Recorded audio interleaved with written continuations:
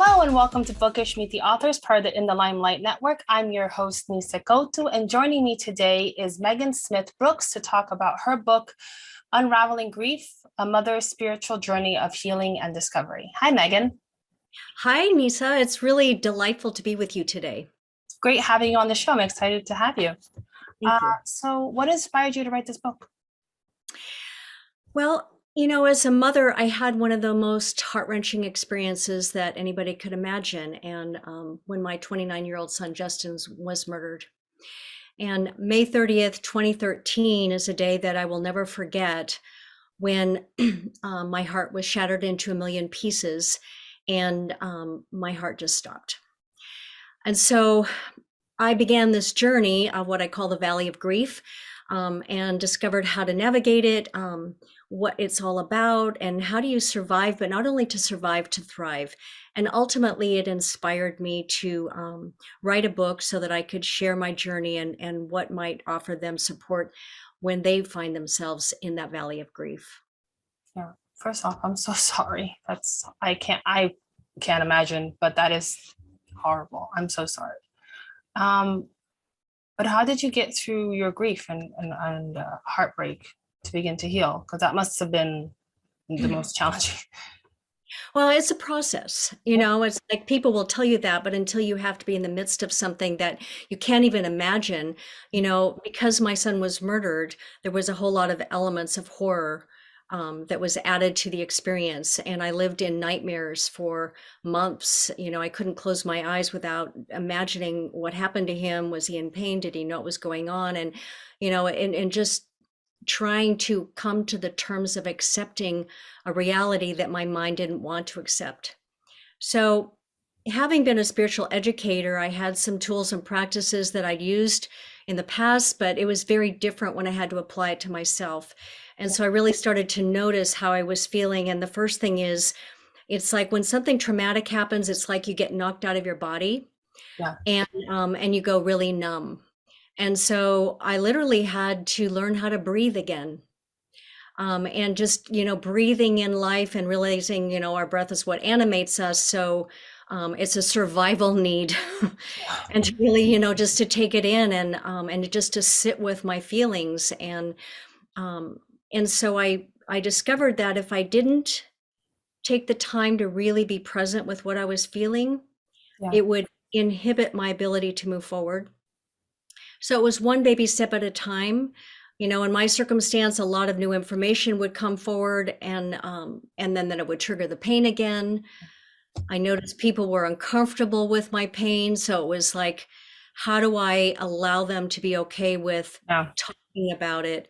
And forgiveness became a huge part of it. And so it was like, okay, be gentle with myself. Yeah. What do I need to get through this moment? There is no blueprint to follow. No, that's not a tragedy that has. But what you said about people, as soon as they're uncomfortable, they want to run away. I lost my dad. I mean, he was sick, so it wasn't nothing to do. But I understand that like some people just they don't know how to deal with you, so they run away from you.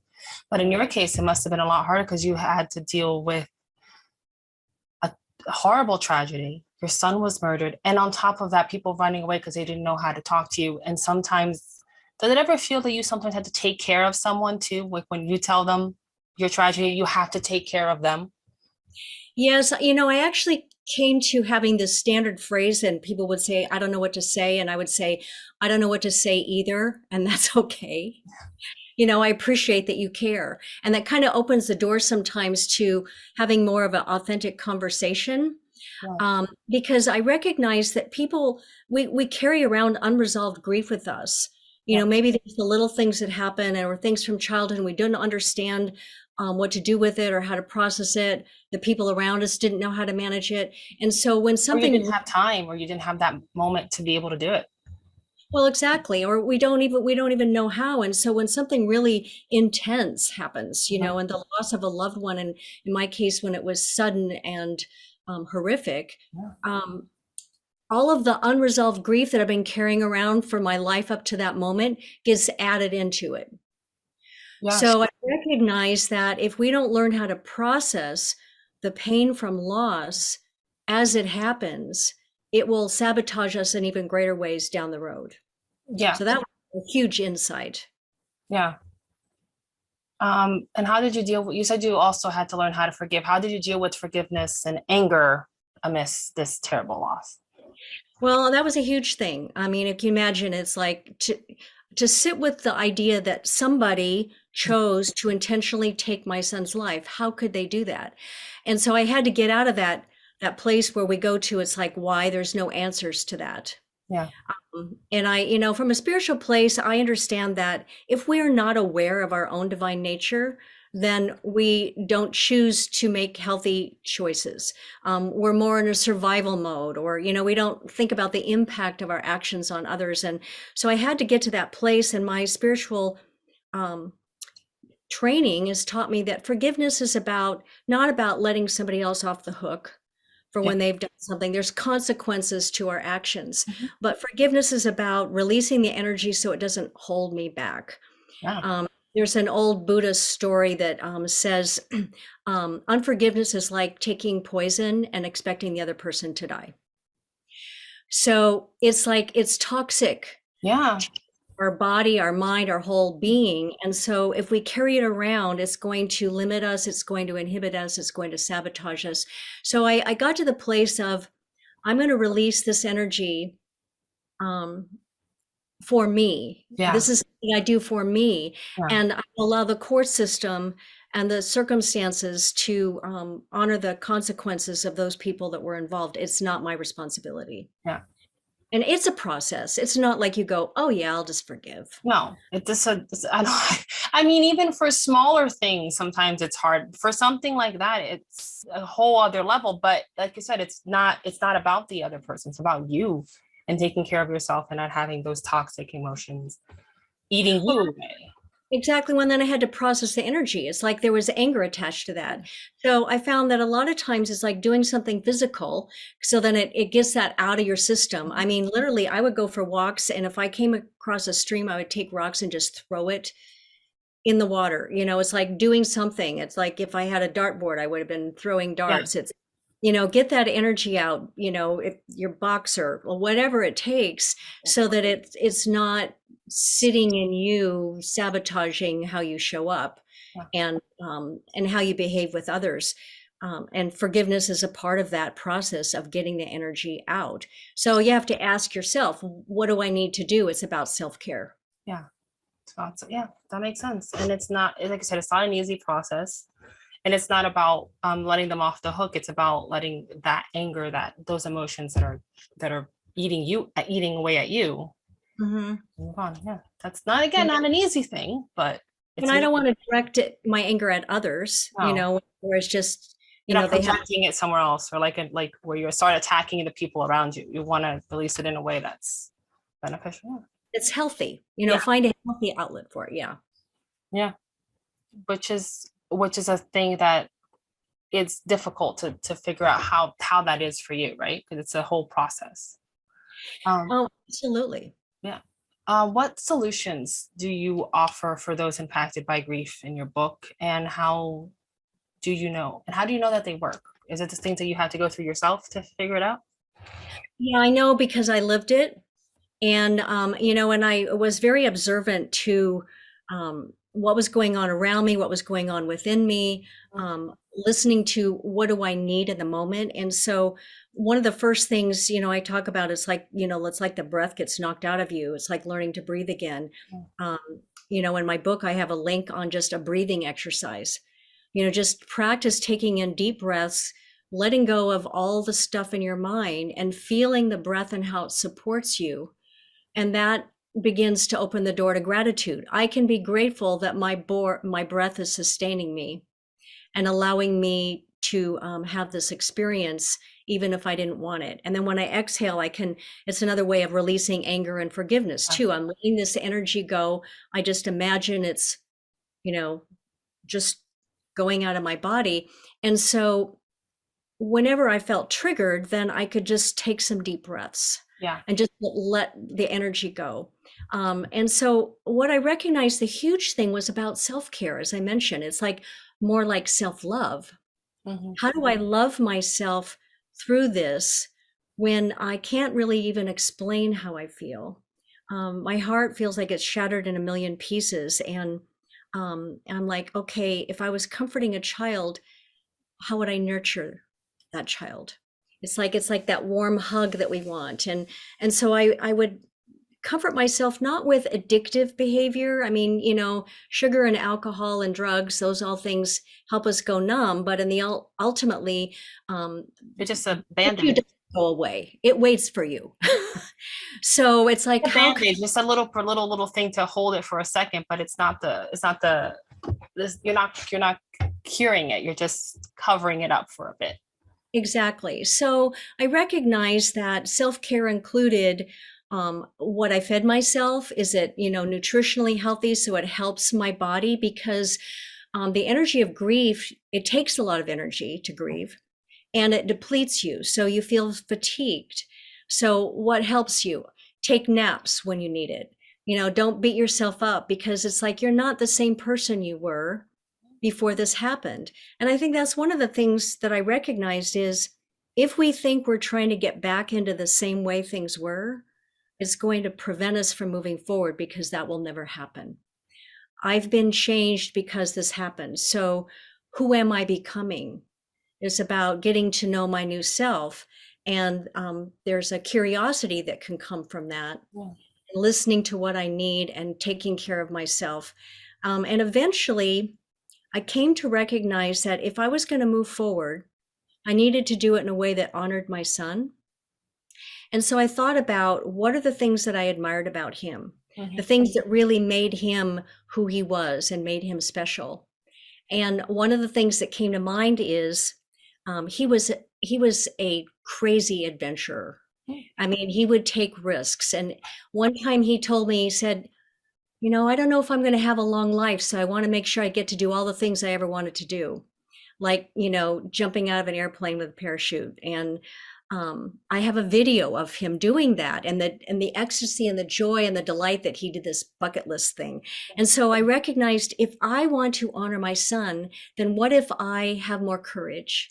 What if I live my life more fearlessly and move forward in a way to not just survive, but to thrive? And knowing that he's there to honor me and I honor him by becoming more of me. And that really was a huge aha for me to recognize. And that's what I want to offer other people.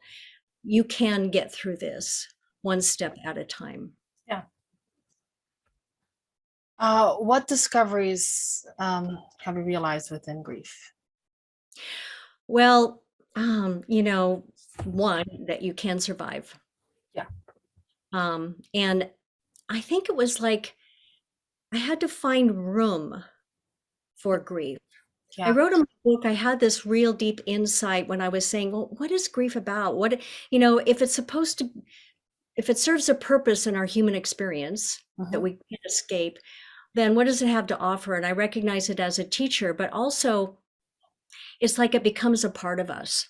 So if we're trying to reject it, then we're rejecting a part of who we are. So as I came to accept it and was willing to go in, I have this exercise I call feel to heal. To go in deep into the pain and to feeling it, I can recognize that it's offering something of value to enhance who I am. Yeah.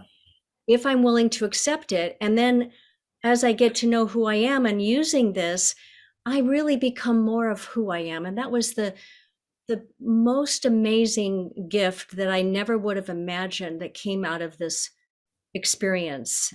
And ultimately it was about being grateful for even the small things, and initially my son was found, he'd been shot. His body was wrapped in a chain attached to a cinder block and thrown in a river. Oh, wow. And he was found in a river by a fisherman because it had been a heavy rainfall and he'd gotten caught up in debris. And so my first moment of gratitude was, I was so grateful his body had been found. What if he had disappeared forever and I never knew? So it's like the little tiny things that you can find within the moment. Gratitude is an energy that opens our heart and allows us to begin to accept the fullness of life. Yeah. When my dad passed away, 5 years ago, can honestly say I struggled with finding time to grieve because I lost my business partner, my mentor, and my father all at once. Wow. So I didn't have time to grieve. I had to run a business. I had to continue working, and then I had to take care of my mom. And then I realized one day, I'm like, I need to go to therapy or do something for me because I haven't had the time to grieve. I've been basically running on trying to hold everything together. But what you said is true. You need to take that time to actually sit with the grief. And then it's hard, but I didn't feel like I had the time to do that because I had to take care of my mom, I had a business to run. How do I find that time for me? I didn't feel Exactly. like I could. And one of the things that I learned that I had to do, because I was the spiritual leader and senior minister of a ministry at the time, is I had to compartmentalize my responsibilities with my self-care. And I literally put on my calendar time for me to grieve. Yeah. I made it a priority, just like I would have scheduled anything else, instead of it's like something I have to fit in. Yeah. And I recognized that it was important that I would be able to show up better from my other responsibilities when I took time for me. Yeah. I mean, I learned that now, but at the time it's hard when you're like when you're in the midst of it and you have to deal with it. Everyone deals with it differently. But yeah. But hearing this, I'm like, okay, now I need to make sure I take time for this grief because it hasn't gone away. Yes, time has passed, but it doesn't necessarily mean that the grief, I've dealt with it. It's a very big difference between you thinking time, oh, it's healed because time has passed. No, it's not. It stays with you, but I've learned to maybe manage it in a way that probably isn't healthy if I don't start taking time for me. Exactly. And and it gets triggered again. And in different ways, it might not be as harsh as it is initially, but it gets triggered again. And so if I know that's going to happen, I can prepare myself for managing it in different ways and honoring myself. And I didn't mention, but one of the important things is to not be afraid of your tears. Yeah. Your tears is a form of cleansing, but also it's letting the energy out, and it reminds you of your capacity to love. Yeah. And what a beautiful thing is that. Yeah. I mean, for you, it's been how many years now? Oh my gosh, I can't believe it'll be 9 years this Wow. May. And sometimes it feels like it was just yesterday. Yeah, and then there are times that time has passed quickly, and then you feel like it's like, but it's a process, and it's important to realize that it's not going to get easier. It's just going to, like, you're going to be able to see the signs and be able to deal and be able to notice when they're coming and be like, okay, I need time for me. I need to deal with this. I need to sit with this or whatever it is. But it's not, and it's never going to get easier. I think people assume that grief gets easier with time. It doesn't. You just learn to recognize it when you need time for yourself, maybe. It transforms so that it becomes different. Yeah. But there's still moments where something gets triggered for me, and the anger comes back up. It's like, I don't want to have to accept this. I want to see his face. I want to hear his voice. I want to see his smile. I want to hug him. And I just want to scream. I call it the deep internal scream, and so I have, my go-to things. What do I need to do? For me, a lot of times it's just going for a walk in nature. So I can breathe and get reconnected with life. Or I have my favorite picture, the last picture I had with the two of us together, where he's looking into the camera and I can see his beautiful blue eyes, and I can just, feel his presence, whatever it takes. And, it would be insensitive to say that it's easy.